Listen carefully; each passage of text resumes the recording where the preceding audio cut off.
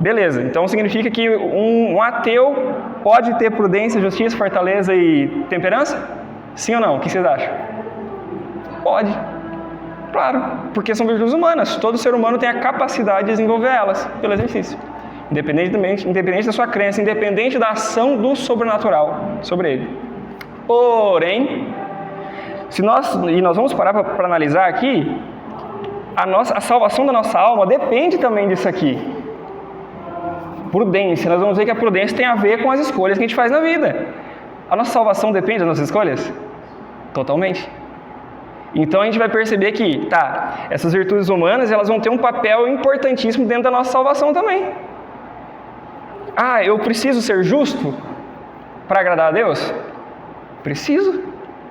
Então a virtude da justiça, embora seja uma virtude a princípio meramente humana, nós vamos ver que, mas a minha salvação depende dela em certo sentido também. Eu preciso ser justo, Deus quer isso.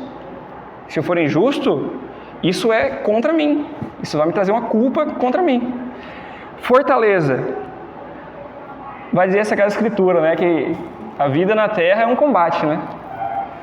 As tentações da carne, do demônio e do mundo nos atacam todos os dias. Se nós não formos fortes para resistir, se nós não tivermos essa fortaleza, nós vamos permanecer na amizade com Deus? Não. E temperança. E a temperança, ela vai falar do autodomínio. O ser humano, a nossa salvação depende também o estar na amizade com Deus depende da gente ter autodomínio? Com certeza. Autodomínio com relação às nossas paixões no sentido da ira, por exemplo.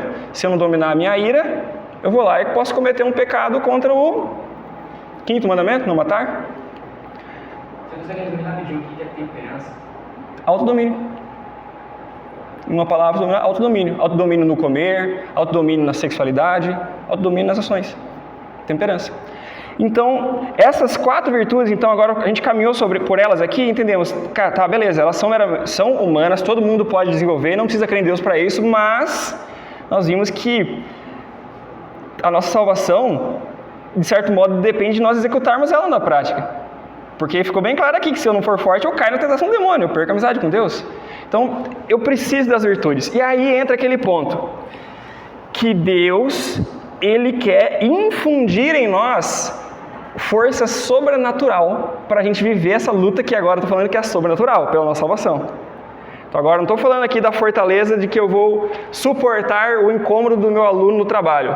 Eu vou resistir àquele incômodo sem deixar ele estourar. Não estou falando disso aí. Estou falando aqui de suportar uma tentação do diabo. Agora está em jogo algo sobrenatural.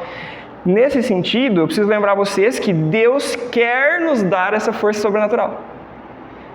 E aí entra o fato de que nós precisamos rezar para adquirir. Então, se a gente falou que a fortaleza é meramente humana, eu preciso exercitar para adquirir, e é só exercitar, não preciso rezar? Você vai conseguir? Quando eu falo dessa fortaleza no combate espiritual, agora, meus amigos, se a gente não rezar, a gente cai.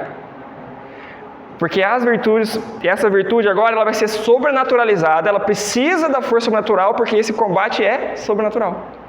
O combate pela salvação da alma é sobrenatural. Então, o autodomínio que eu preciso na situação lá do meu aluno raivoso, exercitando humanamente eu consigo. Agora, o autodomínio diante de uma tentação do demônio, eu preciso demais da graça de Deus. Demais. Totalmente. Preciso totalmente da graça de Deus. Então, aí entra o fato de que agora a gente está sobrenaturalizando a virtude.